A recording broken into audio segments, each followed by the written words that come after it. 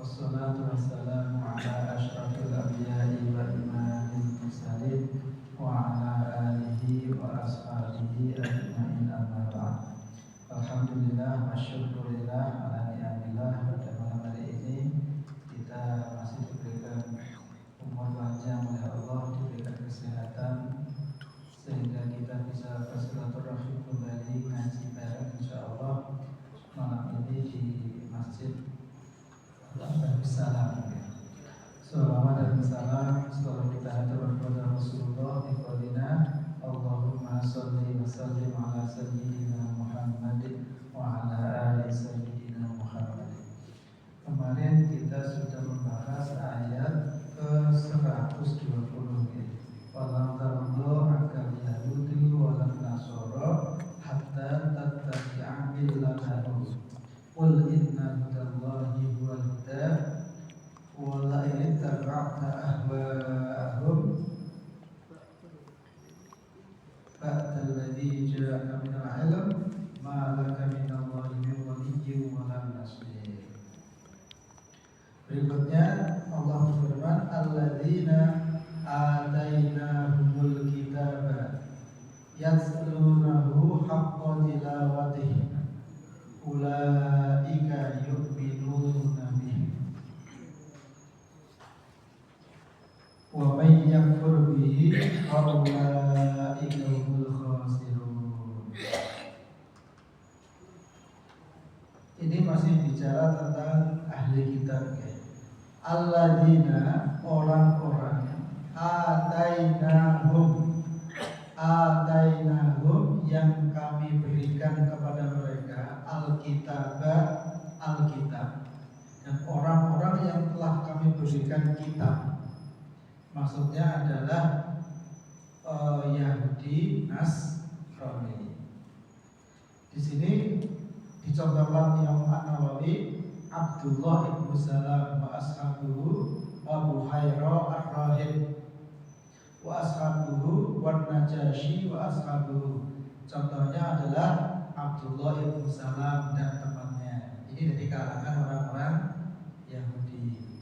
Terus Buhairah ar-Rahib, jadi Rahib Buhairah. Jadi itu rahib yang ketika Rasul mau diajak pamannya ke Syam, ini yang masih tahu jangan diajak ke Syam, karena orang-orang Yahudi itu tahu kalau ini punya ciri-ciri Nabi akhir zaman. Bukhairah ar-Rahib wa ashabuhu, dan teman-temannya, wan Najasyi wa ashabuhu, dan Raja Najasyi dan teman-temannya. Jadi ini Raja Najasyi yang ada di Afrika, ada di Najasyi. Nah waktu itu para sahabat Nabi itu kan hijrah ke sana ya, waktu masih dakwah di kota Makkah, dan mereka itu dipersekusi, mereka disiksa. Nah akhirnya sebagian sahabat Nabi hijrah ke Habasyah. Nah di sana ketemu dengan Raja An-Najasyi. Nah waktu itu Raja An-Najasyi kemudian orang-orang Makkah datang untuk memprovokasi agar Raja Najasyi ini mengusir orang-orang yang beriman. Akhirnya sebelum orang Raja Najasyi melakukan hal itu, beliau mengklarifikasi ajaran yang kamu bawa seperti apa, ditanyakan ya. Kemudian ayatnya apa, disampaikan. Nah beliau mengatakan bahwa antara ajaranku dengan ajaranmu itu beliau menggaris dengan satu garisan, di satu garis. Nah di sini Allah berfirman alladzina atainahumul kitab, dan orang-orang yang kami berikan kepada mereka alkitab, maksudnya Abdullah bin Salam orang Yahudi, Buhairah orang Nasrani, An-Najasyi ini orang Nasrani. Kemudian yatlunahu haqqa tilawatih, kemudian mereka membacanya haqqa tilawatih, dengan sebenar-benar bacaan. Ai yaqra'unahu kama unzila. Mereka itu membaca kitab sebagaimana saat kitab itu diturunkan. La yughayyirunahu, mereka tidak mengubahnya. Wala yubaddiluna, dan mereka tidak menggantinya. Fihi, di dalamnya, min na'ti Rasulillah, termasuk di dalamnya itu ada tentang sifat-sifat Rasulullah. Ini dalam Injil itu ada ya, bahwa nanti itu ada Nabi akhir zaman namanya Muhammad, itu ada. Tapi ya kalau bahasa itu bahasa Ibrani. Nah itu kalau jenengan lihat di YouTube itu pernah dibahas oleh Syekh Ahmad Hidayat. Dan itu memang ada bagi orang yang paham paham bahasa Ibrani. Tapi ketika Injil itu diterjemahkan ke berbagai bahasa, termasuk ke dalam bahasa Inggris, termasuk ke dalam bahasa Indonesia, nama Muhammad itu diterjemahkan menjadi orang yang terpuji. Sehingga ya harusnya nama itu tidak boleh diterjemahkan. Nama ya nama. Ya, seperti ada orang namanya Khairul Anam. Ya, kalau manggil saya ya Khairul atau Anam. Jangan nyebut sebagai Khair. Khair itu artinya terbaik ya. Anam itu maksudnya makhluk atau manusia. Maka kalau nyebut saya jangan manusia, nyebut saya ya Anam gitu ya, atau Khairul gitu. Nah, tapi sayangnya di dalam terjemahan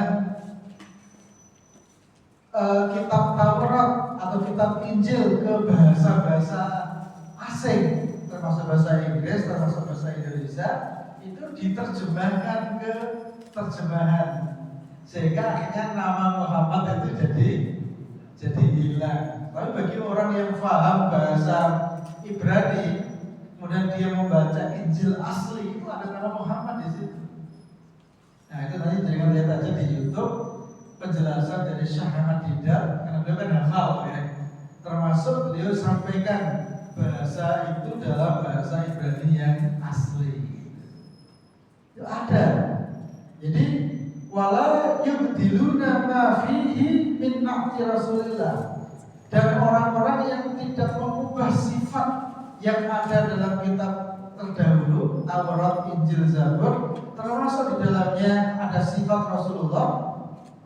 Wa yatadabbaruna fi ma'anihi, kemudian mereka merenungkan isi atau makna dari kitab-kitab itu. Wa yakhda'una inda tilawatihi, kemudian mereka itu tunduk ketika membacanya. Wa yubayyinuna amrahu wa nahyahu, mereka menjelaskan apa adanya perintah yang ada dalam kitab-kitab terdahulu. Liman sa'alahum, kalau ada yang bertanya. Nah, orang-orang yang seperti itu ulaika yu'minuna bih, mereka itulah orang-orang yang beriman.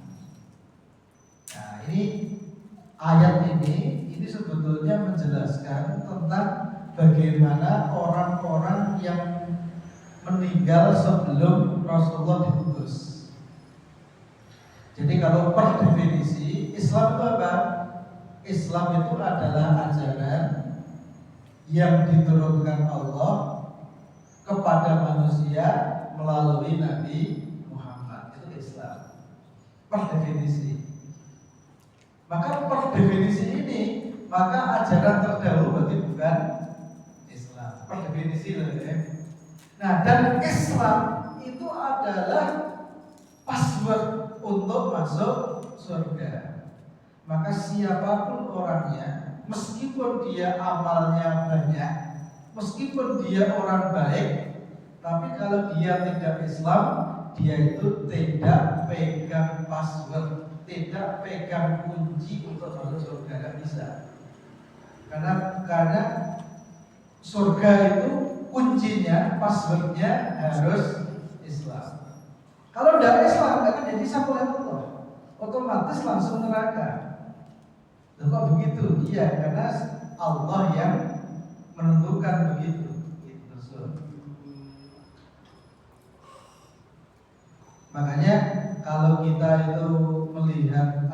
teman kita, ada keluarga kita, ada saudara kita yang tidak Islam, itu jangan dimusuhi. Harusnya kita itu kasihan. Nah, karena kita itu kasihan, maka kita itu jelaskan kepada mereka agar mereka bisa memahami Islam, kemudian mereka bisa memeluk Islam dengan suka rela. Karena itu yang akan menyelamatkan mereka. Paham ya? Jadi yang masuk Islam, yang masuk surga itu hanya Islam. Per definisi Islam itu adalah ajaran yang dibawa oleh Nabi Muhammad. Jadi sebelum Nabi Muhammad itu bukan Islam. Per definisi. Nah, sekarang pertanyaannya, nah kalau begitu orang-orang yang dulu ngikutin Nabi Isa bagaimana? Orang-orang yang dulu ngikutin Nabi Musa bagaimana? Per definisi mereka tidak Islam. Per definisi meskipun mereka adalah orang-orang yang berserah diri. Pertanyaannya, mereka masuk surga enggak? Ya, mereka masuk surga juga. Loh, katanya tadi kalau untuk masuk surga harus Islam, dan Islam definisinya adalah agama yang diturunkan kepada Nabi Muhammad. Nah, definisi ini tuh berlaku semenjak Nabi Muhammad dapat wahyu. Sebelum Rasulullah dapat wahyu, yang berlaku yang kita terdahulu. Jadi di zamannya Nabi Musa, ya orang yang masuk surga ya yang ikuti Nabi Musa. Di zamannya Nabi Isa, orang yang masuk surga ya yang ikuti Nabi Isa. Tapi begitu ada Nabi Muhammad, begitu Nabi Muhammad diputus oleh Allah, maka satu-satunya jalan untuk masuk surga harus beriman kepada Nabi Muhammad Sallallahu Alaihi Wasallam. Jadi kalau misalnya ada orang sekarang, pokoknya saya mengikuti Nabi Isa apa adanya, masuk surga enggak? Enggak, sekarang dia harus masuk Islam, ikuti Nabi Muhammad Sallallahu Alaihi Wasallam. Kenapa begitu? Ya ibaratnya undang-undang sekarang yang berlaku itu adalah undang-undang di eranya Nabi Muhammad Sallallahu Alaihi Wasallam. Tapi sebelum Nabi Muhammad diutus, maka orang-orang dulu yang ikuti kitab suci apa adanya, mereka masuk surga. Nah, makanya seperti Buhairah, seperti orang-orang yang lurus yang mengikuti Islam, mereka juga masuk surga. Maka Allah mengatakan ulaika yu'minuna bi. Mereka adalah orang-orang yang beriman. Ya masuk surga. Nah, ini terutama itu terkait dengan pertanyaannya Salman Al-Farisi yang kemarin sempat saya bahas tidak salah ya. Jadi Salman saya ulangi sedikit. Salman Al-Farisi itu kan orang Persia. Persia itu sekarang dia masuk ke Iran, Irak gitu, teluk Persia. Nah, orang-orang Persia termasuk Salman dulu itu adalah beragama Majusi, penyembah api, atau kalau sekarang namanya Zoroaster, penyembah api. Kenapa? Karena memang secara alamiah di daerah Persia itu ada waktu itu ada api abadi yang tidak mati-mati. Karena memang tanah Persia itu banyak dengan minyak ya. Sampai sekarang. Makanya kalau daerah sana itu bergolak, ya akhirnya minyak dunia jadi kacau seperti saat ini. Nah, nanti ada satu teluk kecil, teluk Persia. Nah itu ada kayak semacam pintu. Nah pintunya namanya terusan Selat Hormuz gitu ya. Sekarang lagi ramai ya, lagi ramai sehingga harga banyak dunia itu jadi naik di sana. Nah di sana itu tempatnya minyak di sana ya. Makanya di Majusi itu ada banyak api abadi. Jadi api itu nyala terus karena peristiwa alam. Ya kalau di sini yang kayak seperti di Berkubu misalnya ya, karena dari panas bumi. Nah, yang namanya manusia, manusia itu meskipun kadang-kadang punya rasa sifat sombong, tapi manusia itu sesuai dengan sifat alaminya, manusia itu merasa kurang. Dan manusia itu selalu mencari sesuatu yang dianggapnya kuasa, yang dianggapnya mampu melindungi dirinya.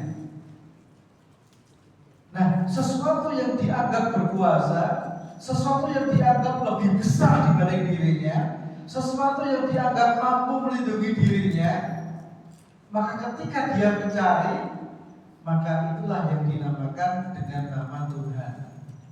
Maka manusia, termasuk manusia purba, itu selalu mencari yang namanya Tuhan. Kenapa?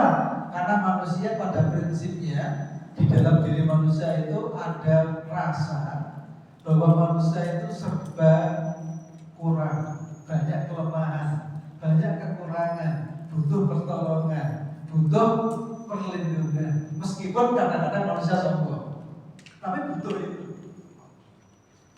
Kayak Donald Trump, dia kalau ngomong kami negara yang super power, kami nggak butuh apapun, pas sombong.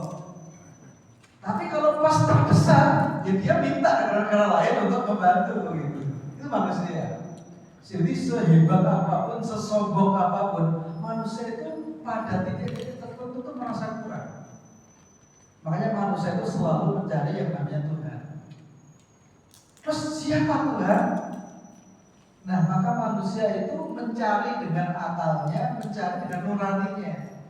Maka apa yang dilihatnya itu besar, apa yang dilihatnya itu berkuasa, apa yang dilihatnya itu dominan, maka manusia itu umumnya menganggap itu lebih besar dari dirinya, kemudian dia menganggap itu sebagai Tuhan. Maka di banyak pedesaan ada yang menganggap Tuhannya itu pohon-pohon besar yang ada di sana. Orang-orang yang dekat pantai mungkin menganggap pantai-pantai itu adalah tempat bersemayam Tuhan-Tuhan mereka. Orang-orang gunung yang ada perbukitan bukit, mungkin bukit-bukit tertentu yang paling menonjol itu di Tuhan. Orang Jepang menganggap Tuhannya adalah matahari, karena matahari itu adalah pemberi energi kehidupan. Maka manusia itu mencari yang namanya Tuhan dengan akalnya, dengan hati nuraninya itu begitu. Tapi ketika manusia itu mencari Tuhan, apakah mereka itu mendapatkan Tuhan yang sebenarnya? Kadang ya, kadang tidak. Maka disitulah akhirnya manusia itu butuh penjelasan dari wahyu. Kalau manusia itu tidak dibimbing oleh wahyu, sepintar apapun, umumnya itu tidak ketemu dengan Tuhan. Para ahli fisika, para ahli kimia, para profesor seperti Einstein, meskipun dia pintarnya luar biasa, tapi kalau hanya berdasar akal, itu umumnya tidak menemukan Tuhan yang sebenarnya. Kenapa? Karena akal meskipun hebat luar biasa, akal itu penuh dengan keterbatasan. Makanya untuk bisa memahami Tuhan yang sebenarnya itu butuh yang namanya wahyu di sini. Nah, dulu orang-orang Persia karena yang hidup abadi terus menerus itu api di sana, maka mereka menuhankan api. Nah, itulah yang menjadi agama Majusi, penyembah api. Nah, Salman Al-Farisi ini kira-kira lahir itu 200 tahun sebelum Rasulullah lahir. Jadi ketika ketemu Rasulullah, Salman ini umurnya sekitar 200-an tahun, sepuh sekali. Nah, dan bapaknya itu seorang pengusaha, bahkan punya tanah yang sangat luas, dan ada yang mengatakan bapaknya itu mungkin kalau di sini ya kan semacam kepala desa atau camat gitu. Nah, pernah suatu saat beliau itu diminta bapaknya untuk ngantar makanan kepada para pegawai yang bekerja di sawah, pekerja yang ada di sawah. Nah, ketika beliau itu ngantar makanan, tanpa dia sadari melihat ada orang-orang Nasrani sedang ibadah di gereja. Nah, dia tuh heran, ini orang ngapain ini? Ternyata ibadah. Ibadah itu apa? Ibadah itu dari kata abada, abdul, hamba. Jadi ibadah itu sebetulnya adalah suatu tindakan untuk menunjukkan Tuhan kita adalah Tuhan dan kita sebagai hamba. Itu ibadah. Makanya kalau Allah menyuruh kita untuk sujud, meskipun di situ kotor, ya kita sujud karena kita disuruh oleh Tuhan kita dan kita hambanya, maka kita tunduk. Itulah yang namanya ibadah. Makanya ibadah itu bukan petetang-peteteng. Nah, kalau ibadah itu hanya mau sujud kalau tempatnya empuk, wangi, itu bukan ibadah, itu senang-senang namanya ya. Jadi ibadah itu seperti itu. Jadi menunjukkan ketundukan kepada yang dianggap Tuhan, itu ibadah. Jadi kata abdul itu hamba. Ibadah itu menunjukkan kalau kita itu abdul, kita itu hamba. Makanya kita nurut. Termasuk disuruh sujud ya kita sujud. Meskipun kepala kita itu sesuatu yang paling kita muliakan, yang paling kita banggakan, tapi ketika Tuhan kita menyuruh kita untuk meletakkan di tanah tempat yang biasa kita injak-injak, ya kita laksanakan. Nah, pelaksanaan itu dengan suatu kesadaran, itulah yang namanya ibadah. Makanya orang-orang ketika dia menganggap pantai selatan itu adalah tempat bersemayamnya Tuhan, kemudian mereka itu melakukan tindakan-tindakan untuk menunjukkan ketundukannya kepada penguasa pantai selatan, misalnya dengan cara membuat larung, itu adalah ibadah. Ya. Karena itu adalah suatu tindakan untuk menunjukkan kalau dia itu hamba dan penguasa itu adalah Tuhan. Dan manusia secara alami ketika dia itu beribadah, dia itu merasa tenang. Kenapa? Karena dia telah menunjukkan ketundukan kepada Tuhan dan dia merasa dengan itu dia dilindungi oleh Tuhan. Makanya manusia itu merasa tenang ketika ibadah. Itu agama apapun begitu. Jadi di dalam agama apapun orang beribadah itu pasti tenang. Makanya kalau ada orang ibadah kok jadi tukaran, nggak tenang, itu ada yang salah dengan ibadah. Ibadah kok jadi tenang, jadi mulai gedap-gedap misalnya ya. Itu lagi ibadah, itu tukaran itu berarti ya. Kenapa? Karena ibadah itu menunjukkan kita hamba di hadapan Tuhan kita. Itu ibadah. Jadi ibadah itu membuat kita tenang. Makanya orang-orang yang menganggap bahwa patung-patung itu pelindung dia, kemudian dia itu membuat sesaji kepada patung-patung itu, dia akan merasa tenang. Kenapa merasa tenang? Karena merasa kalau ada apa-apa dilindungi oleh patung itu. Betul ya?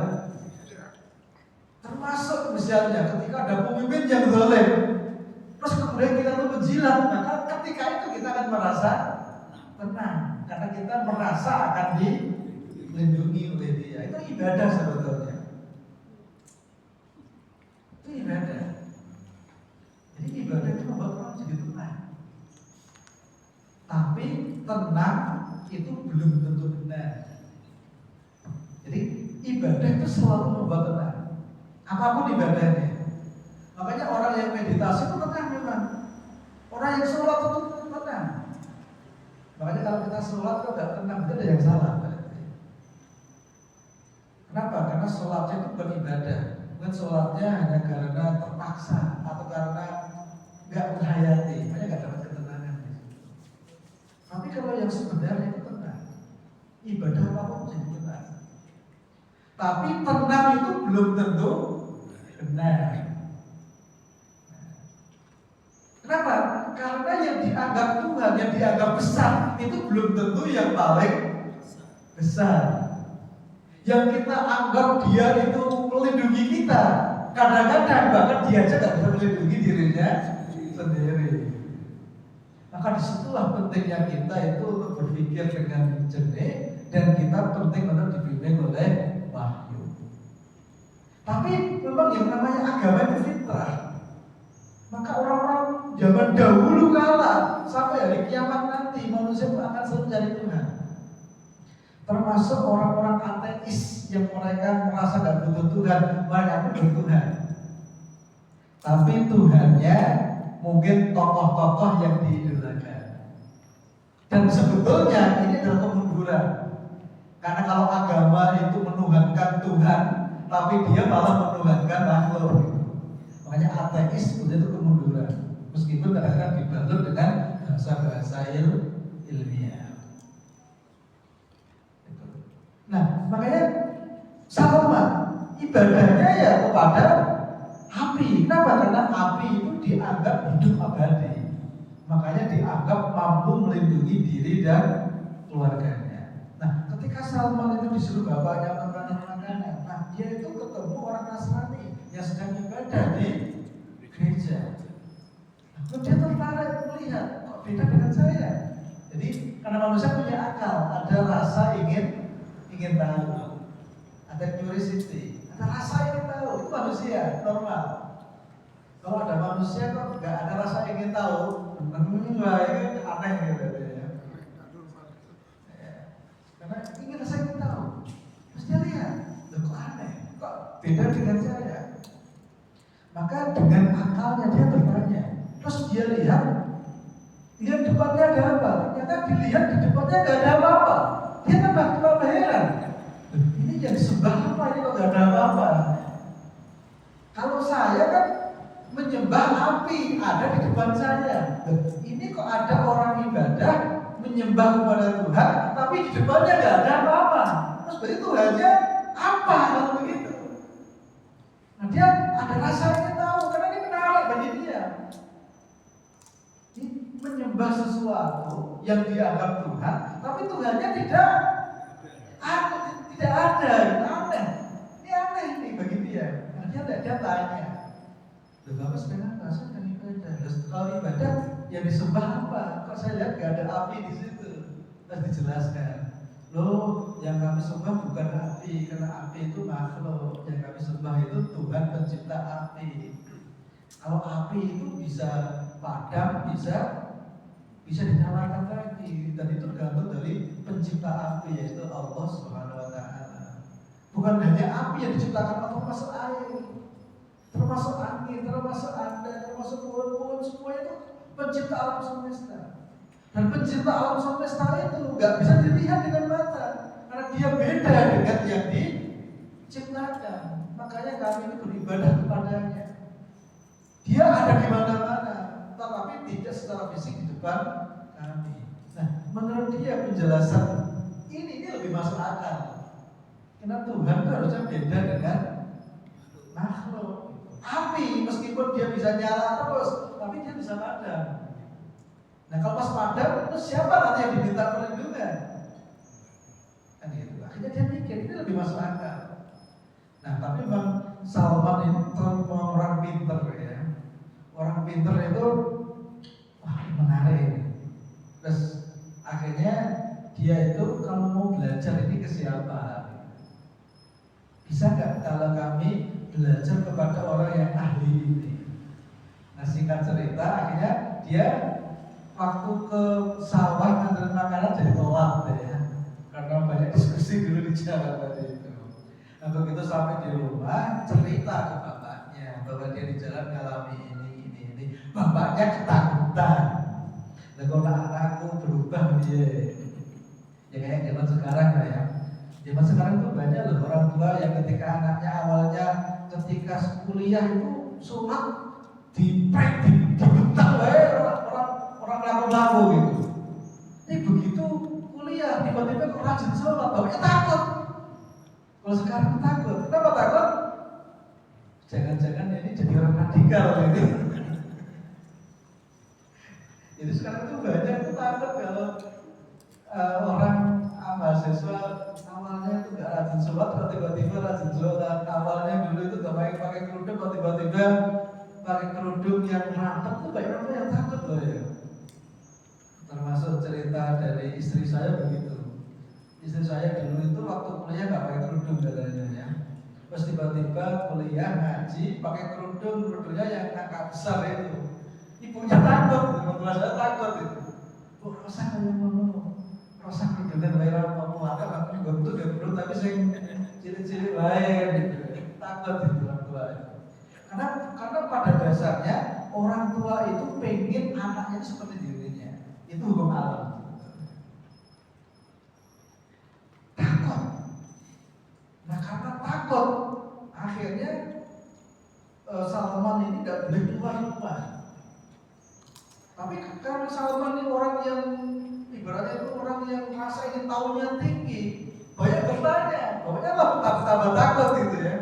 Sampai akhirnya Salman itu bahkan ada yang mengatakan kayak dipasung oleh bapaknya sendiri. Nah, kadang-kadang itu begitu ya, cinta yang terlalu berlebihan itu kadang-kadang menghasilkan sikap yang berlebihan juga ya. Dikiranya itu baik padahal buruk. Nah tapi Salman ini sudah tanya-tanya ke sana, pokoknya dan dia orang pintar memang ya. Dan dia tahu triknya bagaimana lepas dari kurungan bapaknya itu. Makanya beliau itu menyampaikan, jadi disampaikan informasi bahwa pusat agama Kristen Nasrani itu ada di Palestina. Nah dia kan orang Persia.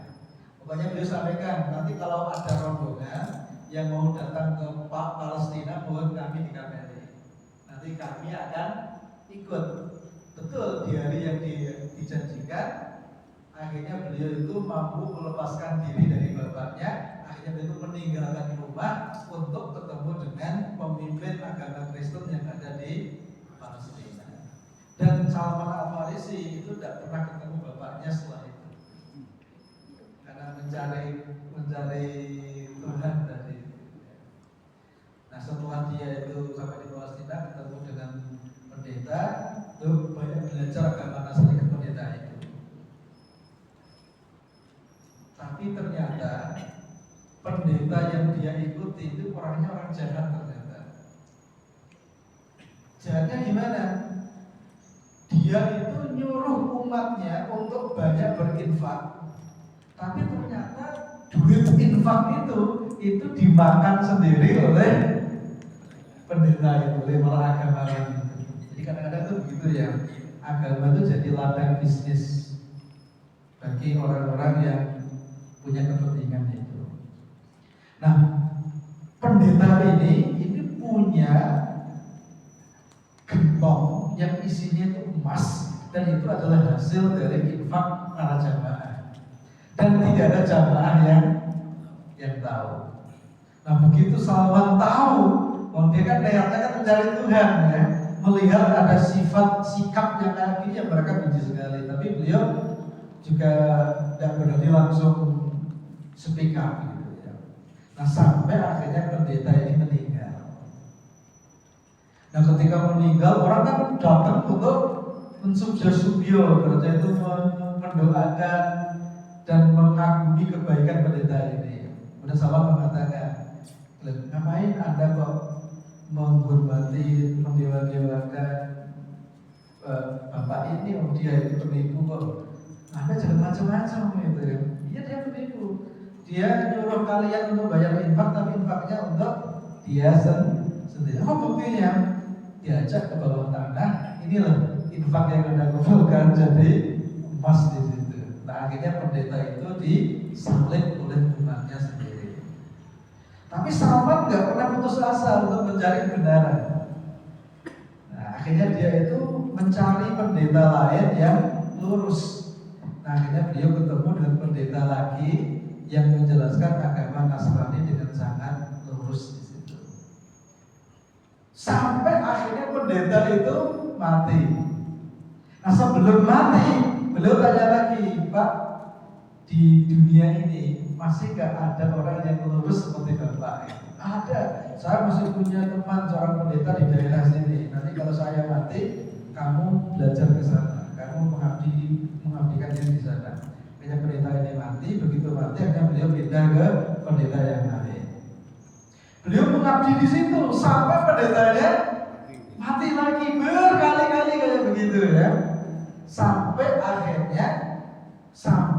pendeta yang terakhir. Dia tanya, ada nggak pendeta yang masih lurus seperti Bapak? Setahu saya sudah nggak ada. Tapi kamu nggak usah khawatir, karena ini sudah waktunya datang Nabi akhir zaman. Nanti kamu cari dia. Sekarang udah saatnya datang. Dan ada beberapa ciri, dikasih tahu cirinya di situ ya. Salah satu cirinya apa? Nabi itu tidak menerima sedekah, tetapi Nabi itu menerima hadiah. Kalau sedekah nggak terima, Nabi dikasih sedekah nggak mau dia. Tapi kalau hadiah dia terima. Karena hadiah itu kan pemberian untuk memuliakan. Kalau sedekah itu kan pemberian karena ketidakmampuan. Nah, Nabi itu oleh Allah nggak boleh menerima sedekah, karena Nabi itu orang yang dimuliakan oleh Allah. Kemudian Nabi Muhammad itu hidup di suatu tempat yang daerahnya itu banyak pohon kurma penuh dengan bebatuan hitam. Nah, kemudian Nabi Muhammad itu di punggungnya itu ada stempel kenabian. Nah, akhirnya Salman itu waktu di Palestina itu nyari, tanya-tanya ke orang ke daerah yang banyak pohon kurma, banyak bebatuan hitam. Nah, akhirnya Salman ini ketemu dengan pedagang dari Arab. Jadi Palestina itu bukan masuk Arab ya. Jadi Palestina itu bukan Arab. Kalau zaman itu Palestina itu maksudnya adalah Syam. Termasuk Iran itu bukan Arab. Banyak orang yang salah ya. Iran itu maksudnya ke Persia, dan dulu namanya Persia, ya, bukan Arab. Arab itu ya, kalau sekarang itu ya Arab Saudi, termasuk Uni Emirat, Qatar, Kuwait, itu Arab. Tapi kalau yang sebelah utaranya itu Syam, sebelah timurnya itu sudah Persia, termasuk Yaman, Oman itu Arab kalau itu. Nah, akhirnya ada pedagang dari Arab. Nah, dia tanya-tanya, ceritakan, daerah kami seperti itu, seperti yang Anda jelaskan. Di daerah kami banyak kurma, di daerah kami banyak bebatuan hitam seperti yang kamu jelaskan. Akhirnya Salam bilang begini, ya sudah, Bapak kalau mau bawa saya ke sana, saya punya harta benda dan saya akan berikan semua harta benda saya kepada Bapak.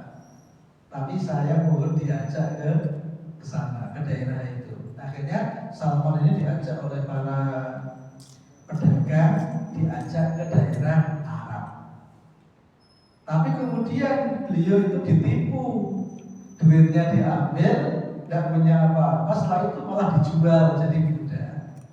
Itu Salman itu ya, tipuan itu menjadi budak, dijual ke orang-orang Madinah. Nah, akhirnya Salman ini ada di Madinah sebagai budak. Tapi beliau ketika di Madinah itu senangnya luar biasa. Jadi budak itu senang. Kenapa senang? Karena beliau berada di suatu tempat munculnya Nabi masalahnya, dan dia tahu itu gitu. Kalau yang lain kan nggak ngerti masalahnya. Jadi itu bedanya orang yang punya ilmu sama tidak. Yang dialami bisa sama, tapi rasa hati itu bisa berbeda, betul nggak? Jadi orang itu bisa mengalami hal yang sama-sama ngaji, tapi pemahamannya bisa beda-beda, perasaannya bisa beda-beda, karena latar belakangnya beda-beda, tingkat penghayatannya juga beda-beda. Ini luar biasa di Madinah. Kenapa? Karena dia tahu inilah tempat munculnya Nabi akhir zaman. Nah, waktu itu Nabi Muhammad masih di Makkah, ini belum di Madinah. Jadi lebih dulu di Madinah sama dibanding Rasulullah. Nah, sampai akhirnya ketika Rasul dakwah di Makkah mengalami jalan buntu, akhirnya diperintah Allah untuk hijrah ke Madinah. Nah, ketika beliau hijrah ke Madinah itu, wah, itu kan jadi viral akhirnya ya. Semua orang membicarakan Nabi Muhammad, baik dia itu orang Islam atau orang musyrik atau orang-orang yang Yahudi yang ada di Madinah. Nah, ketika Salman sedang di atas kurma, sedang ya namanya bertani ya, entah itu baru menyerbu kurma atau apa, itu beliau mendengar tuannya di bawah sedang ngobrol tentang Nabi Muhammad yang baru hijrah dari Makkah. Ketika mendengar itu dia langsung kaget, kagetnya sampai jatuh gitu, sampai jatuh. Nah begitu jatuh, beliau langsung tanya ke tuannya tadi itu, Tuhan, tadi jadi bicara apa? Malah dimarahin. Kamu tuh pengen tahu aja, kamu kerja aja gitu. Tapi beliau mendengar tentang ada Nabi akhir zaman yang datang ke Madinah. Itu senangnya luar biasa. Maka akhirnya beliau itu menyiapkan diri untuk bertemu dengan Rasulullah. Caranya gimana? Dia itu mengambil kurma yang bagus-bagus yang kira-kira itu menjadi haknya, dikumpulkan. Nah, setelah dikumpulkan, akhirnya beliau ketika ada waktu libur atau waktu longgar, beliau menemui Rasulullah. Dan waktu itu ketika bertemu Rasulullah, kemudian beliau itu menginfakkan atau mensedekahkan kurmanya kepada Rasulullah. Dia mengatakan, wahai Rasulullah, ini kurma yang aku kumpulkan, aku sedekahkan untuk Anda. Ternyata Nabi kamu terima. Akhirnya itu diberikan kepada sahabat-sahabat Nabi. Beliau melihat para sahabat Nabi itu memakan kurma dan Rasulullah itu enggak ikut makan satu pun. Nah bagi dia ini sudah ciri yang pertama dari kenabian. Terus akhirnya beliau begitu pulang, beliau kumpulin kurma lagi. Makanya nanti dikumpulin lagi mau dihadiahkan untuk Rasulullah. Setelah terkumpul ada kesempatan beliau menemui Rasulullah lagi dan beliau mengatakan, wahai Rasulullah, ini kurma yang aku kumpulkan, yang terbaik yang bisa aku kumpulkan, dan ini aku hadiahkan untuk Anda. Diterima oleh Rasulullah, Rasul memakannya, dan para sahabat juga diundang untuk ikut makan. Jadi kalau yang pertama dulu Rasul ikut makan. Jadi kalau yang kedua itu Rasul ikut makan. Ini ciri yang kedua. Nanti tinggal ciri yang ketiga, yaitu adanya stable kenabian yang ada di pundaknya itu. Nah sahabat tuh ketika bersama Rasul kayak mencari-cari gitu ya. Dan Rasul merasa paham hal itu. Bahkan Rasul seakan-akan kayak menunjukkan gitu. Nah, begitu tanda ada kenabian di situ, maka sahabat itu langsung memeluk Rasulullah SAW dan menyatakan langsung masuk Islam. Di Salman ya, yang masuk Islamnya nggak perlu dakwah, langsung dari Allah Subhanahu wa Ta'ala. Jadi orang itu beda-beda. Ada orang yang seperti Salman, nggak perlu didakwahi sudah masuk Islam. Ada orang yang seperti Abu Bakar, cukup didakwahi sekali sudah masuk Islam. Ada orang yang seperti Hamzah. Hamzah itu untuk masuk Islam butuh waktu sekitar 1 tahun. Berpikir kira-kira 1 tahun baru masuk Islam. Ada orang yang seperti Khalid bin Walid, butuh waktu 20 tahun untuk memahamkan tentang Islam. Khalid itu termasuk di situ ada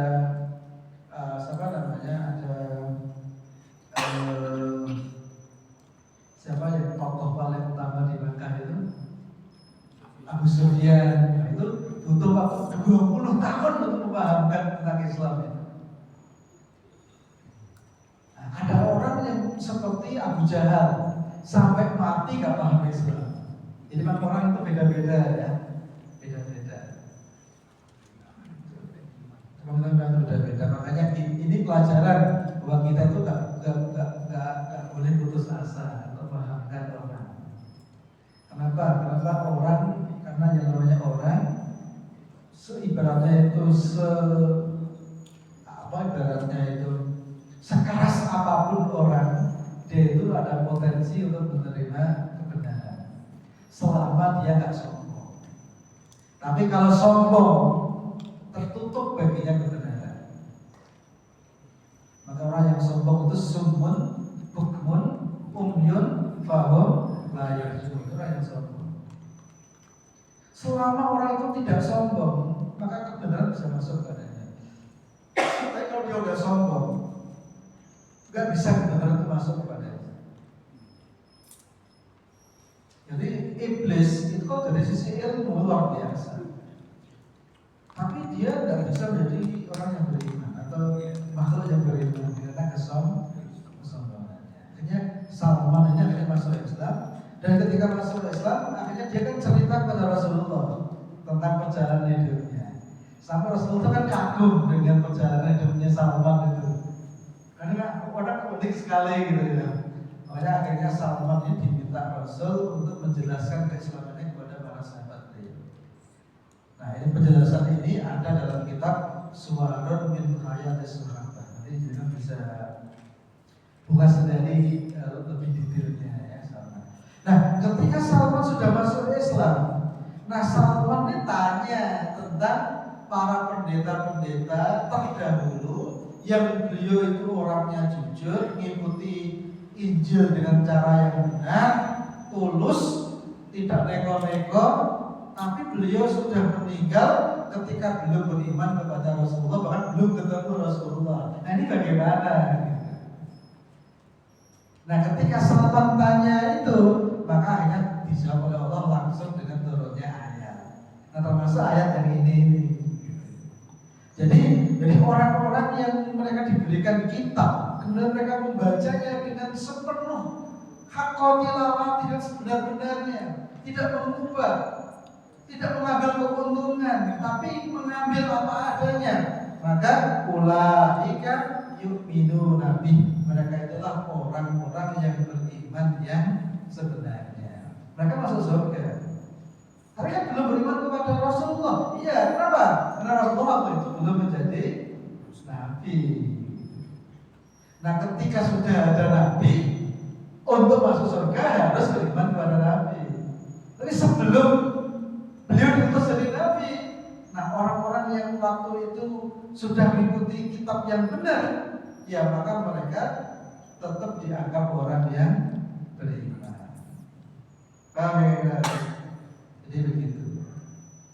Nah, makanya kita itu bersyukur sekali, meskipun kita itu mungkin bukan orang yang baik, mungkin kita bukan orang yang pintar, mungkin kita bukan orang yang hebat, tapi alhamdulillah kita ini dipilih Allah menjadi orang yang beriman. Jadi anugerah yang paling agung sebetulnya kalau kita menyadari.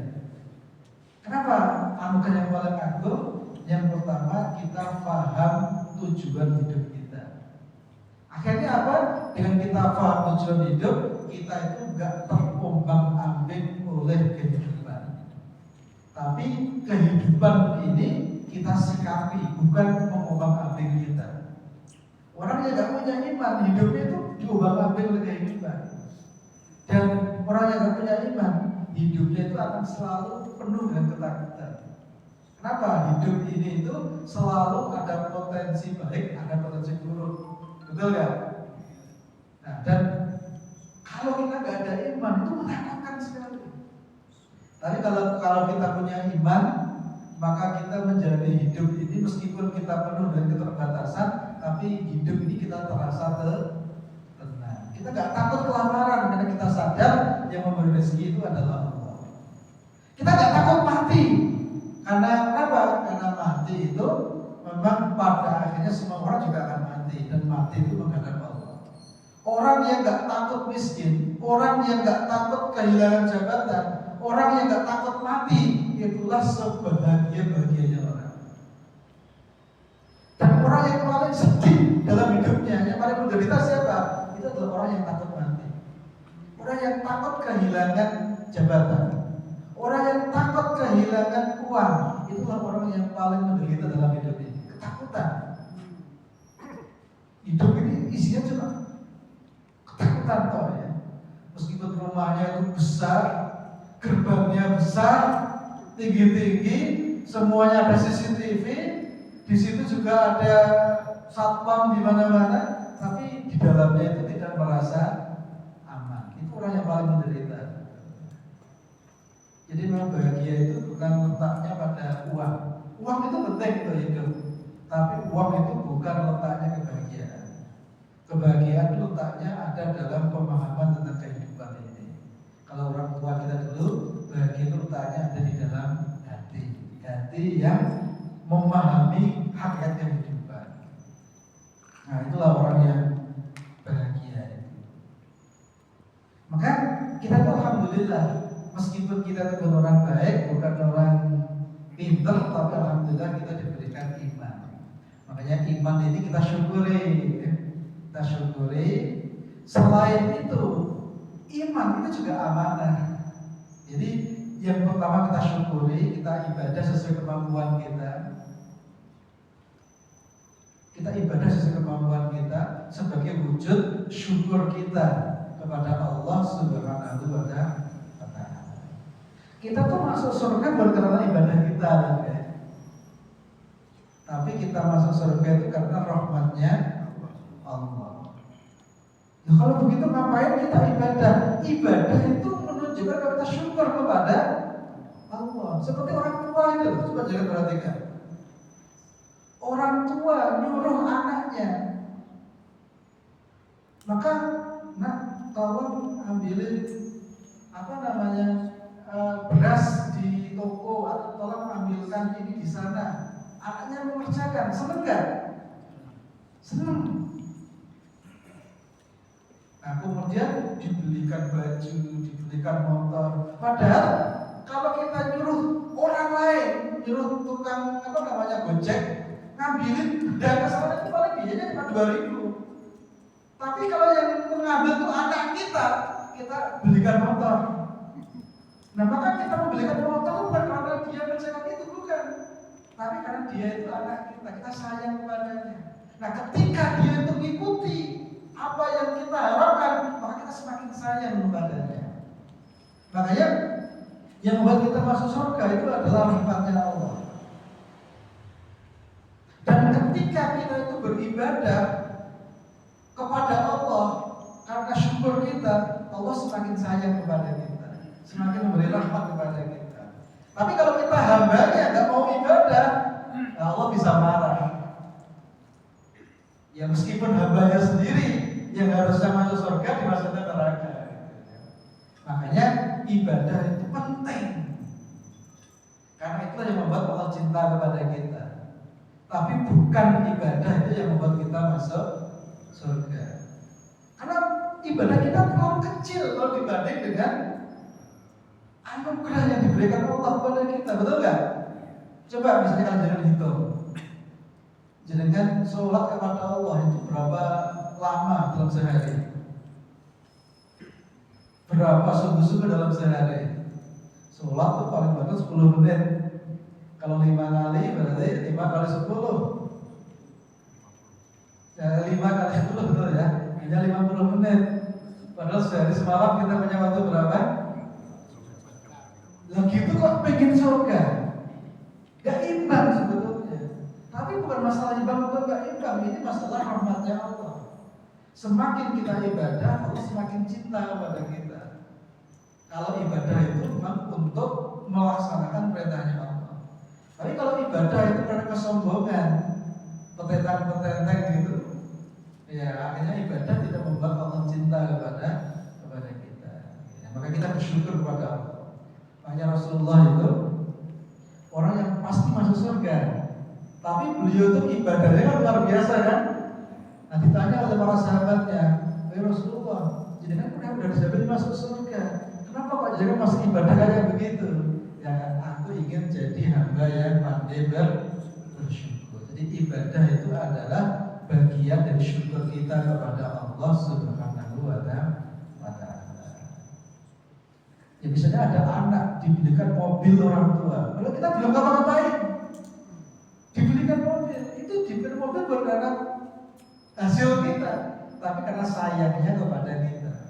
Dan ketika kita dibelikan mobil, kita kok semakin taat, maka orang tua semakin sayang. Bahkan kalau punya duit lagi dibelikan diganti yang lebih baik. Maka itulah ayatnya. Jadi kalau kita itu bersyukur, maka nikmatnya akan ditambah. Tapi kalau kita itu tidak bersyukur, ya itu akan dikurangi. Nah ini kita ini alhamdulillah jadi orang yang beriman, kita bersyukur. Nah selain kita bersyukur, jadi yang namanya iman itu juga amanah. Kenapa? Karena di dunia ini tidak semua orang itu dapat nikmat iman, ya kan? Jadi nggak semua orang dapat nikmat iman. Alhamdulillah kita dapat. Berarti apa? Berarti kita punya dapat amanah dari Allah untuk menyampaikan iman ini kepada orang lain. Jadi kita selain kita dapat nikmat, kita yang wajib kita syukuri, kita juga dapat amanah. Nah makanya kita semuanya orang-orang yang telah dipilih Allah menjadi orang beriman itu punya amanah. Untuk apa? Untuk menyampaikan Islam kepada yang lain. Nah inilah yang dinamakan dengan nama dakwah. Maka kita itu punya kewajiban untuk dakwah, mengajak orang-orang ke jalan Allah, menjelaskan orang-orang ke jalan Allah. Pak, tapi saya nggak bisa ceramah. Dakwah itu bukan ceramah. Ceramah itu hanya bagian dari dakwah. Ya termasuk ada orang yang nggak sholat, kita datangi, kita ajak sholat, kita jelaskan manfaatnya sholat. Kalau perlu kita ajak ngopi bareng, kita belikan mie ayam, kita belikan bakso. Dakwah yang luar biasa gitu ya. Anak kita dakwah, itu dakwah. Dakwah itu nggak mesti ceramah. Bahkan kadang-kadang yang ceramah itu malah bukan dakwah. Karena ceramah kadang-kadang punya tendensi lain-lain. Gitu. Nah ini amanah. Makanya dulu para sahabat itu ketika mereka itu mendapatkan penjelasan dari Rasulullah itu sangat bersyukur kepada Allah. Dan kemudian mereka itu syukurnya itu kemudian akhirnya apa yang beliau ketahui sampaikan kepada yang lain. Nah itu para sahabat dulu begitu ya. Nah, dan dulu para sahabat itu memang akhirnya menjadi orang-orang yang luar biasa. Jadi orang-orang yang bukan ego. Kalau zaman sekarang banyak orang ego ya, mengerjakan sesuatu untuk kepentingan dirinya. Dulu kan enggak. Para sahabat itu kalau berbuat sesuatu itu untuk kepentingan umat. Jadi ketika dia beraktivitas itu bukan untuk kepentingan dirinya. Bahkan ada kisah itu. Jadi ketika Rasulullah wafat, maka kan beliau kan diganti oleh Khalifah Abu Bakar As-Siddiq sebagai khalifah. Nah ketika Khalifah Abu Bakar jadi khalifah, sebelum jadi khalifah dia kan pedagang. Nah dia ya ke pasar. Nah waktu ke pasar sama Umar, ditanya oleh Umar, "Baik Abu Bakar mau kemana?" "Ya, saya mau ke pasar." "Lu ngapain?" "Ya mau dagang." "Lu untuk apa?" "Loh, kalau saya nggak dagang, nanti anak istri saya kasih nafkah apa?" Gitu. Umar mengatakan, kamu kan khalifah, kamu kan pemimpin. Kalau kamu ke pasar, nanti siapa yang ngurusi masyarakat gitu. Nah akhirnya terjadi diskusi, akhirnya ya bagaimanapun pemimpin itu kan juga punya anak istri yang butuh makan kan. Tapi kan tapi dia nggak boleh bekerja. Kalau dia bekerja siapa yang ngurusi masyarakat? Nah, akhirnya waktu itu dirampakkan dengan para sahabat lain. Nah akhirnya Abu Bakar ini diberikan tunjangan untuk hidup layak sebagai manusia. Maka semenjak itu akhirnya Abu Bakar tidak pernah ke pasar lagi semenjak jadi khalifah. Maksudnya kalau ke pasar ya ke pasar untuk melayani masyarakat dan ke pasar untuk bekerja ya.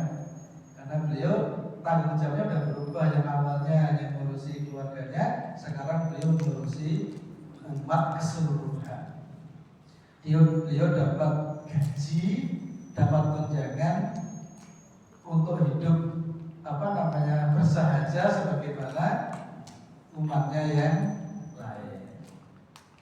Nah itu Abu Bakar itu. Nah ketika beliau menjelang wafat, nah itu beliau tanya kepada anaknya. Anaknya adalah Fatimah Az-Zahra, putri Abu Bakar ya. Beliau mengatakan, "Hai anakku, ada kan negara yang ada di rumah kita. Dicek, loh ada yang termasuk di sini ada ini milik negara, termasuk kuda kita yang dipakai itu milik negara. Maka Abu Bakar tuh pesan, nanti kalau saya mati, mohon semua dikembalikan ke negara, kan itu bukan milik saya. Terus dia berkata begini, baik Fatimah, dulu bapakmu itu dapat warisan dari kakekmu, tanah di sini. Tolong tanah itu dijual. Untuk apa ya? Nah, terus nanti tolong hitung selama aku jadi khalifah, aku dapat gaji berapa. Nah, nanti tanah itu kamu jual.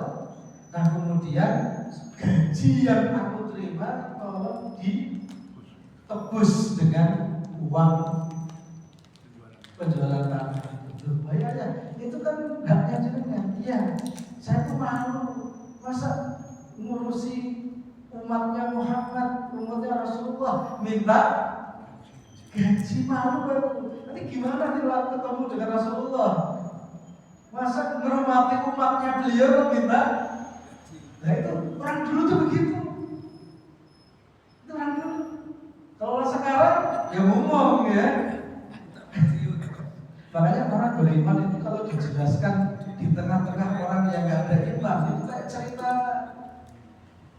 cerita hayal ya. Kayak cerita hayal. Sebenarnya orang-orang yang tidak beriman diceritakan ke orang-orang beriman itu juga cerita hayal. Kok iso ya? Wong wis tuwa, wis meh mati, duit ya wis akeh. Ngono kok iso ngono duit wae sekali. Terus di mana-mana. Tapi dia enggak sadar kalau ini memang beda cara pandang. Nah, masalahnya adalah kita saat ini tuh hidup di cara pandang sekuler, di mana duit, kekayaan, jabatan dianggap sebagai sumber dari segala sumber kenikmatan. Itu masalahnya. Betul ya? Itu masalahnya. Sehingga kalau kita cerita tuh kayak aneh-aneh. Nah, balik lagi ke ini. Nah, Salman itu tanya kepada Rasulullah, terus bagaimana dengan nasib orang para pendeta-pendeta yang aku ikuti? Mereka itu orang yang lurus, tapi mereka sudah wafat sebelum ketemu jenengan. Nah, akhirnya dijawab oleh ayat-ayat yang tadi kita baca. Nah, mereka itu adalah ulaika yu'minuna bihi. Mereka adalah orang-orang yang benar-benar beriman, meskipun mereka belum Muslim, karena waktu itu memang belum diharuskan jadi seorang Muslim. Tapi semenjak diutusnya Rasulullah Muhammad SAW untuk dapat keselamatan cuma satu pintu, yaitu harus Islam. Tidak ada jalan yang lain. Loh, kenapa? Karena Allah bilangnya begitu, ya bilang Allah pemilik surga dan neraka. Makanya kalau kemarin di YouTube ada penjelasan salah seorang tokoh viral ya. Jadi kan perhatikan nggak? Ketika jawab musim-musim lebaran kan ada cukup viral. Saya nggak sebut namanya ya. Ada seorang tokoh yang mengatakan bahwa untuk masuk surga itu nggak harus Islam, pakai agama apapun bisa. Yang penting dia betul-betul tulus. Ya ini. Ya memang pemilik surga itu siapa gitu ya. Kalau yang pemilik surga itu kita ya kita yang ngatur. Tapi kan surga itu yang punya wewenang adalah Allah dan Allah. Lah kalau itu Allah, lah kita kan belum pernah ke surga. Gimana kita tahu? Betul, kita belum mati, ya kan? Kita belum pernah mati, kita nggak tahu surga neraka seperti apa. Tapi informasi itu sudah disampaikan dalam Quran. Nah kita tahu itu ya dari Quran dan Sunnah. Dan Quran sudah mengatakan satu-satunya pintu surga itu adalah la ilaha illallah Muhammadur Rasulullah. Makanya kita bersyukur. Nah, sekaligus, tapi kalau lihat orang-orang yang belum Muslim atau non Muslim, jangan ini ya. jangan dimusuhi, justru harusnya muncul rasa kasihan. Kasihan apa kasihan? Kasihan ya akhirnya dipukul, dipahamkan. Itu orang kasihan. Seperti anak kita misalnya, kita punya anak, subuh dia belum bangun, kira-kira apa yang dilakukan? Ya dibangunin. Kenapa? Karena bangunkan dia itu karena tanda cinta. Kenapa? Karena kita nggak ingin anak kita celaka. Betul nggak? Contoh yang lain begini. Kita punya anak, kita belikan motor, terus motornya dipakai kebut-kebutan, misalnya. Nah kalau kita cinta kepada anak kita, apa yang kita lakukan? Kita nasihati kan? Ya jangan begitu, ini bahaya, ini kok jatuh gimana? Itu cinta, nasihati. Nah kalau kita nggak mau nasihati, terserah tabrakan ada karepmu, itu udah hilang rasa cinta ya. Makanya kalau jenengan melihat ada orang kafir dengan diam saja, itu urusan dia. Nanti kalau celaka masuk neraka kan dia sendiri, kalau urusan saya. Ini gak ada cinta di hati kita. Justru kalau ada cinta di hati kita, maka kita itu akhirnya berusaha bagaimana agar orang-orang yang kita cintai itu dapat keselamatan masuk kepada agamanya Allah Subhanahu wa Ta'ala. Paham ya? Jadi menganggap Islam benar dan menganggap selain Islam salah itu bukan menimbulkan rasa benci, justru itu menimbulkan rasa sayang mestinya.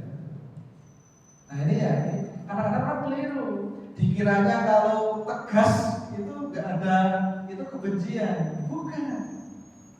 Justru karena kita itu cinta, makanya kita ingin dia itu bahagia, ingin dia itu selamat, makanya kita ajak kepada jalan keselamatan. Paham ya kira-kira?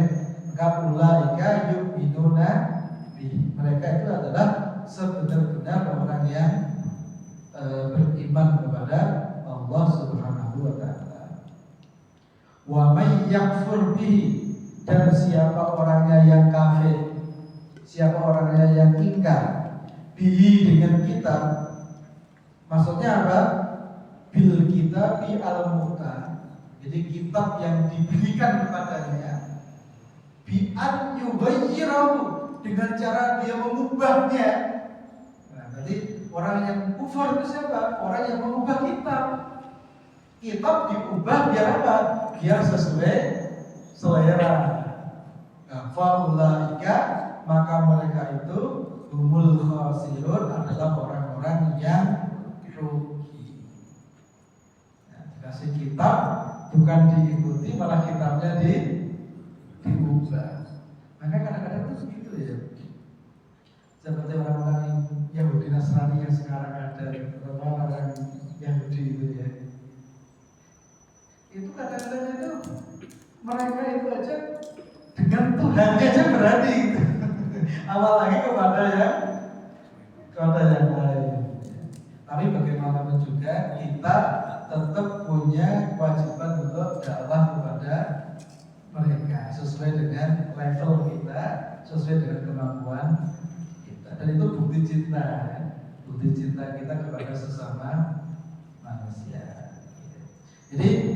Jadi orang-orang yang dulu mengikuti kitab yang asli, yang itu orang yang beriman, masuk surga insya Allah. Tapi mereka yang mengubah kitab, nah mereka lah yang akan masuk. Dan sebetulnya antara Al-Quran dengan kitab Taurat Injil itu hampir sama. Kalau inti akidahnya kan sama kan, syariatnya ada bedanya, tapi banyak samanya. Termasuk kalau orang-orang Yahudi Nasrani sering mengatakan, orang Islam kok lucu tuh, masa mengharamkan babi gitu ya. Padahal di dalam kitab Taurat Injil babi juga haram sebetulnya. Haram gitu ya. Jadi haramnya babi itu gak hanya bagi orang Islam, haramnya babi itu untuk umat-umat terdahulu juga sebetulnya. Tapi kan mereka mengubah itu sehingga di versi yang terbaru ya gak ada perubahan. Versi yang terbaru ya sudah beda dengan yang sebelumnya. Nah, Islam Al-Quran itu tidak ada perubahan semenjak turun sampai sekarang, dijaga oleh Allah Subhanahu wa Ta'ala. Dan ini adalah mukjizat yang abadi ya. Makanya di Eropa, di Amerika, di mana-mana saat ini itu orang-orang itu betul alhamdulillah berbondong-bondong masuk Islam. Ya karena dampak mukjizat Al-Quran tadi. Ya barangkali itu ya yang kita bisa bahas pada malam hari ini, ayat 121. Kita masih ada waktu sedikit sebelum jam 9 atau jam 8. Masih. Oke, kalau seandainya ada yang mau ditambahkan atau kalau ada yang mau ditanyakan, barangkali kalau ada, monggo kalau ada.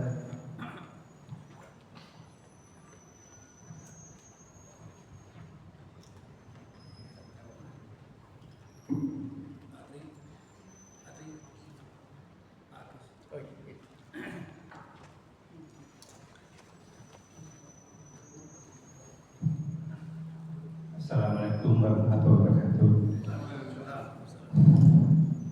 Mohon penjelasan yang kaitannya dengan surat Al-Isra ayat 7 yang dihubungkan dengan isu saat ini, yaitu menurut pakar peneliti menganalisis, yaitu kira-kira tahun 2027 itu katanya ada sesuatu. Nah, mohon penjelasan. Jadi Al-Isra ayat 7.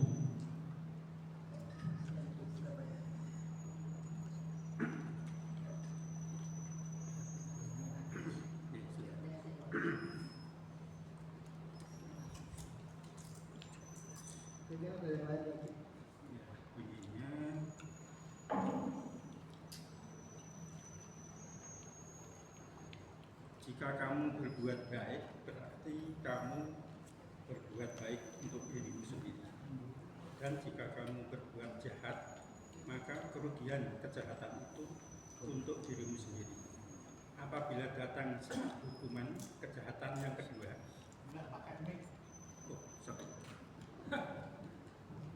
Ya, saya ulangi.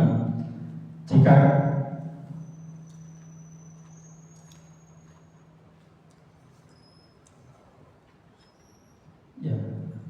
surat Al-Isra ayat 7.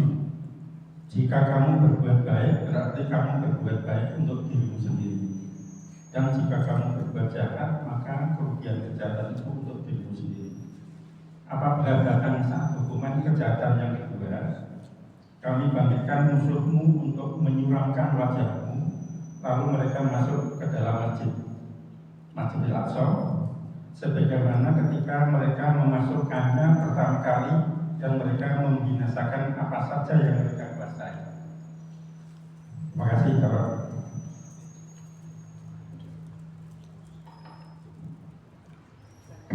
Ada lagi atau cukup? Ada lagi.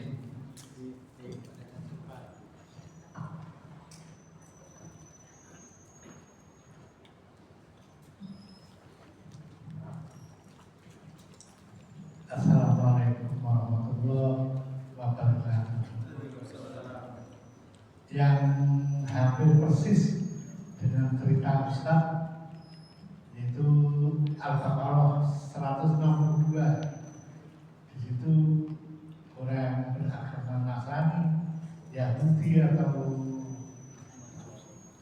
Majusi, Soibin, nggak usah khawatir. Intinya itu. Mohon penjelasan. Terima kasih. Assalamualaikum warahmatullahi wabarakatuh. Waalaikumsalam warahmatullahi wabarakatuh.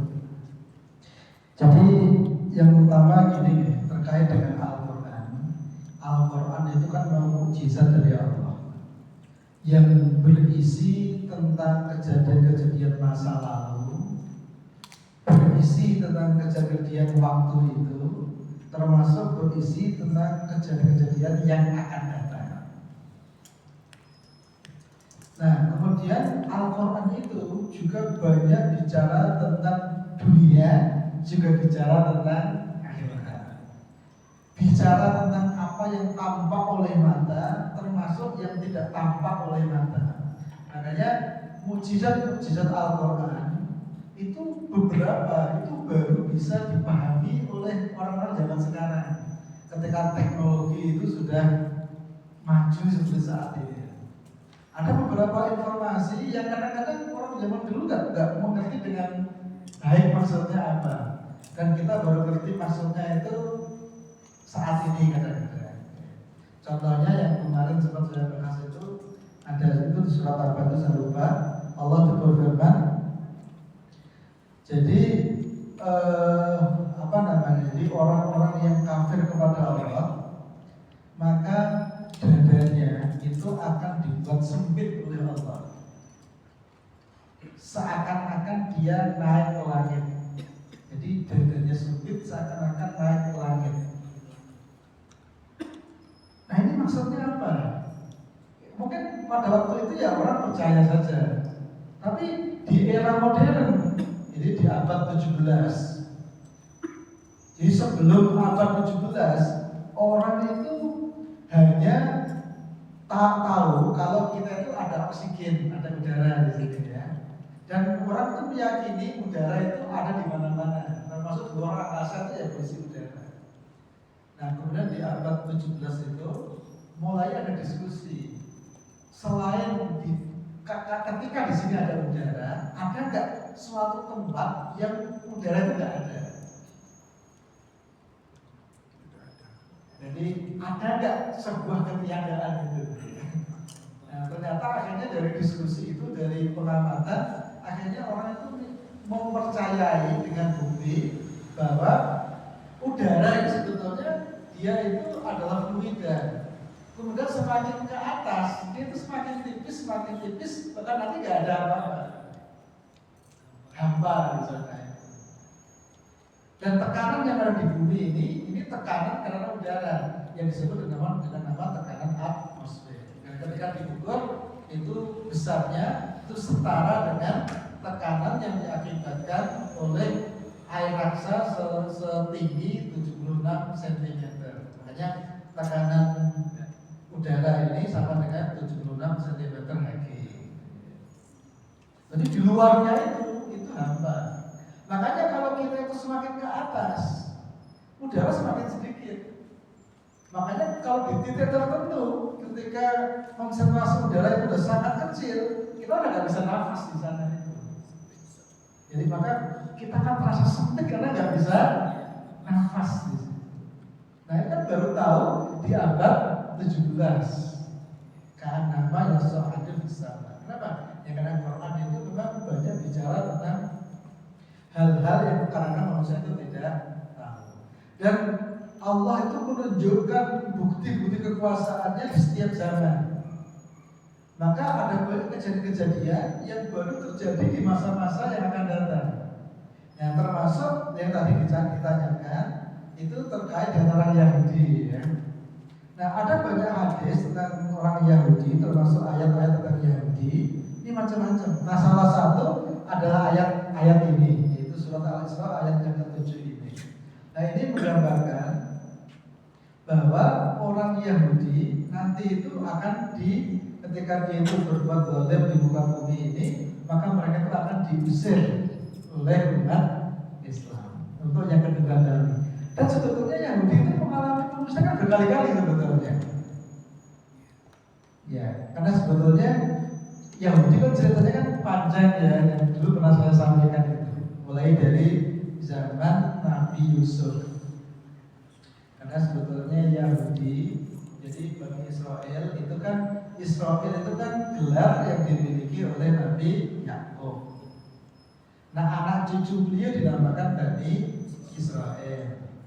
Anak beliau Yahuda, maka disebut dengan nama bangsa Yahudi. Yahudi itu awalnya ada di Palestina, tapi kemudian migrasi ke Mesir ketika Nabi Yusuf jadi penguasa di Mesir. Tapi setelah itu mereka kan dijadikan budak selama ratusan tahun setelah wafatnya Nabi Yusuf.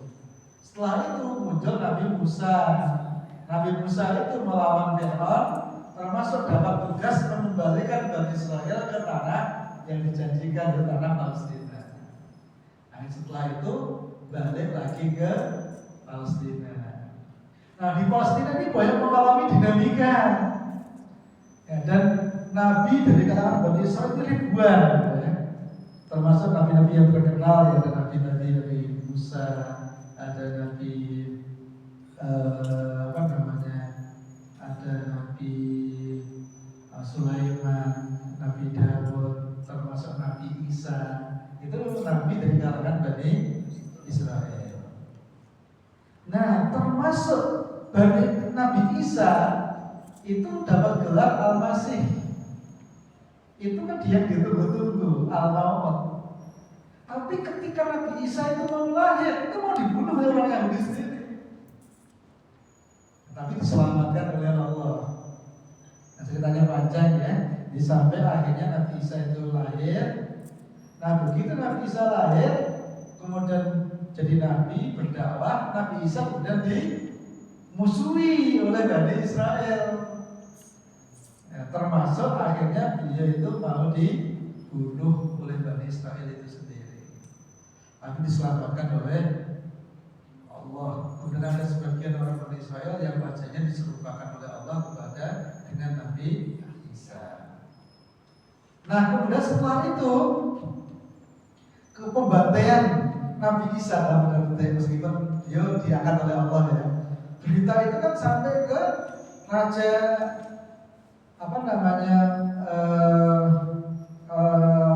raja Yunani, raja Romawi. Akhirnya raja Romawi itu ingin tahu apa sih yang terjadi gitu. Nah, akhirnya mereka tahu bahwa mereka itu membantai Nabi Isa. Nah, akhirnya mereka diusir, ya, oleh Raja Romawi. Akhirnya kan mereka mengalami diaspora kemana-mana. Dan itu kalau dalam Quran bagian dari azabnya Allah, karena telah membunuh para nabi, sehingga akhirnya diazab oleh Allah dengan cara terusir. Nah, orang Yahudi itu terusir dari tanah Palestina berkali-kali. Nah, kemudian ketika terjadi perang antara Persia dan Yunani, Persia dan Romawi, peperangannya kan juga di Palestina, ya. Nah, dari dulu Palestina itu tempat epicentrum konflik dunia, ya.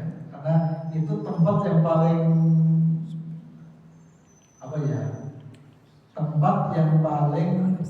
strategis, tempat pertemuan antara Asia, Afrika dengan Eropa. Itu ya di Palestina itu.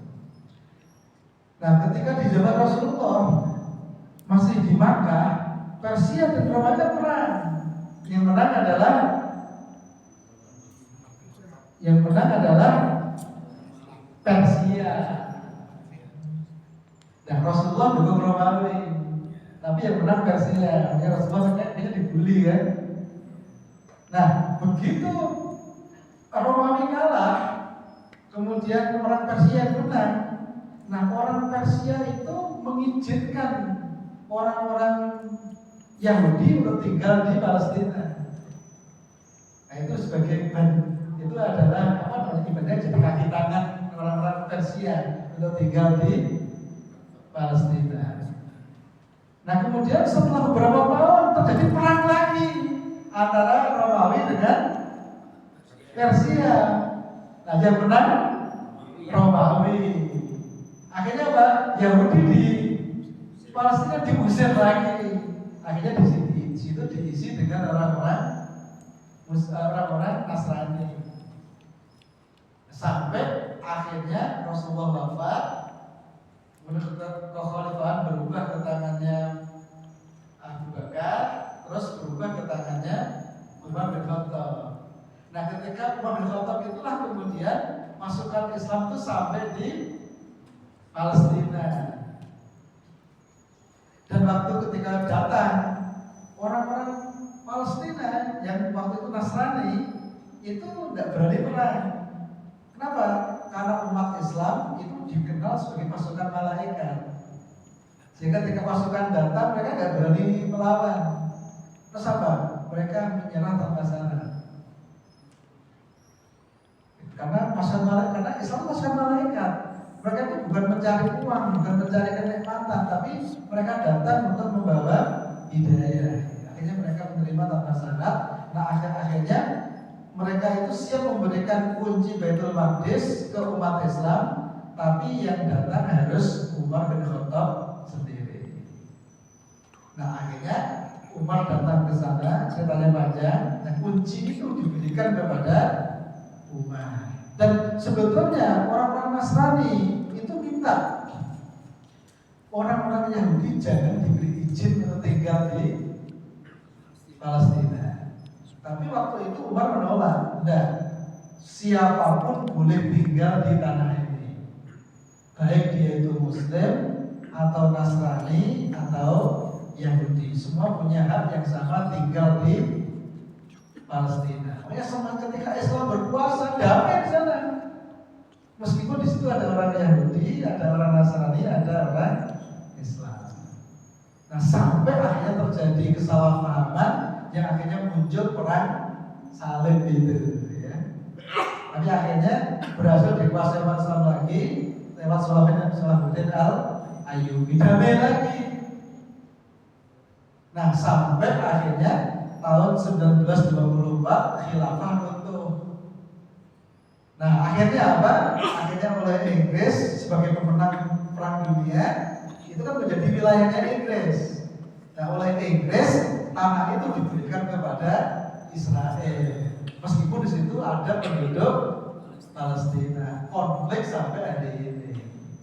Nah makanya sebetulnya kalau kita lihat sebagian ulama saat ini itu menjelaskan ayat ini itu adalah ayat yang menjelaskan tentang memang ini ada banyak perbedaan pendapat. Ini tuh ada yang mengatakan ini tuh pada waktu sebelum Rasulullah kan itu juga sempat terusir ya. Tapi sebagian ulama sekarang menjelaskan ini tuh justru yang kedua ya baru sekarang ini. Jadi nanti Yahudi itu akan terusir dan umat Islam itu akan masuk ke Baitul Maqdis itu dengan sebagaimana dulu pertama kali mereka masuk. Jadi sebetulnya kalau umat Islam itu nggak boleh putus asa ya. Bahkan di titik yang paling rendah sekali itu. Ya, kenapa? Karena semuanya itu sebetulnya ada dalam genggaman Allah. Nah kewajiban kita itu kan hanya berusaha seoptimal mungkin. Dan kalau kita lihat akhir-akhir ini ya, banyak ada perang yang tidak terduga-duga itu ya, yang ketika bulan Ramadan gitu ya. Dan hari ini masih hari peperangan gitu ya. Nah, jadi kita lihat beritanya, tapi perangnya kayaknya kalau sementara ini banyak pengamat yang menang adalah Iran. Ya. Meskipun Amerika mengklaim sudah berhasil melumpuhkan, tapi setiap saat Iran masih bisa menembakkan rudal-rudal balistik ke sana. Dan memang sekarang ini kehancuran di Israel di Tel Aviv juga sangat luar biasa. Nah, apa yang terjadi malah kita tidak tahu ya. Yang paling penting kita ini ya berusaha mendoakan yang terbaik untuk umat ini. Dukung siapa? Ya dukung umat Islam, jangan dukung Israel. Umat Islam kan dukung Israel. Iya kayak gitu. Yang kira itu ya. Di ayat ini Mas sebagai ulama menjelaskan ini adalah ayat yang menjelaskan kemenangan umat Islam atas Yahudi. Itu yang kedua kalinya. Ya, barangkali itu ya nanti kawan-kawan kita bahas sendiri dengan beberapa tafsir berkaitan. Saya kira itu ya. Sudah jam 9 ya. Udah lebih ya. Semoga ada manfaatnya. Barakallahu li wa lakum wa nafa'ani wa iyyakum bima fihi min ayatil wa dhikril hakim. Innahu huwas samiul alim. Wassalamualaikum warahmatullahi wabarakatuh.